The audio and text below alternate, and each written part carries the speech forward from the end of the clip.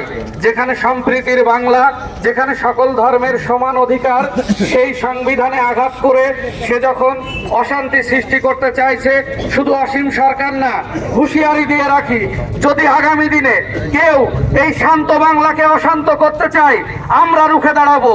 আমরা চাই এখানে হিন্দু, মুসলিম, খ্রিস্টান, বৌদ্ধ, জৈন একত্রিতভাবে বাস করতে। এই শান্তির বাংলা, এই শান্তির ভারতবর্ষে যদি কেউ আগামী দিনে কোনো রকম অশান্তি সরানোর চেষ্টা করে, আমরা আবারও একত্রিত হব এবং আরো বৃহত্তর আন্দোলনে আমরা নামবো। আজকে আমরা ডেপুটেশন জমা দিতে এসেছি অসীম সরকারের বিরুদ্ধে। অবশ্যই আমরা যে ডেপুটেশন দেব, আমরা প্রশাসনের কাছে আশা রাখবো তাকে যেন উপযুক্ত সাজা দেওয়া হয়, সর্বোচ্চ শাস্তি যেন অসীম সরকার পায়। মুসলিম নাগরিক সমাজ, আবারও বলছি, আগামী দিনে সাম্প্রদায়িক সম্প্রীতি বজায় রাখতে বদ্ধপরিকর।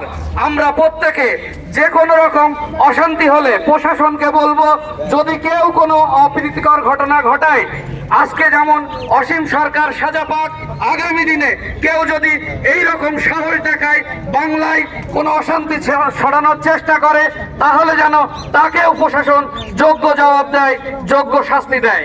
এবং এই মুসলিম নাগরিক সমাজ আগামী দিনে শান্তিপ্রিয় মানুষ, আগামী দিনে এই বাংলায় শান্তিতে আমরা থাকতে চাই। আমরা চাই এই বাংলা শান্ত থাকুক এবং সম্প্রীতি থাকুক, আমাদের সম্প্রীতি বজায় থাকুক।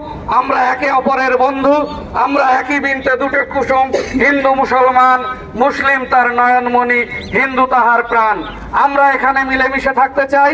যে সকল অসাধু ব্যক্তি, যে সকল সাম্প্রদায়িক ব্যক্তি এই চক্রান্ত করে বাংলাকে অশান্ত করতে চাইবে, আমরা আগামী দিনে আরো বৃহত্তর আন্দোলনে নেমে আমরা তা রুখে দেব। এই বলে আমি আমার বক্তব্য শেষ করছি। আমরা এখানে অপেক্ষা করব, আমাদের যে 10 জন প্রতিনিধি থানায় গেছেন অভিযোগ করতে, তারা যখন ফিরে আসবেন, আমরা তখন একে একে প্রত্যেকে এখান থেকে যে যার বাড়িতে ফিরে যাব।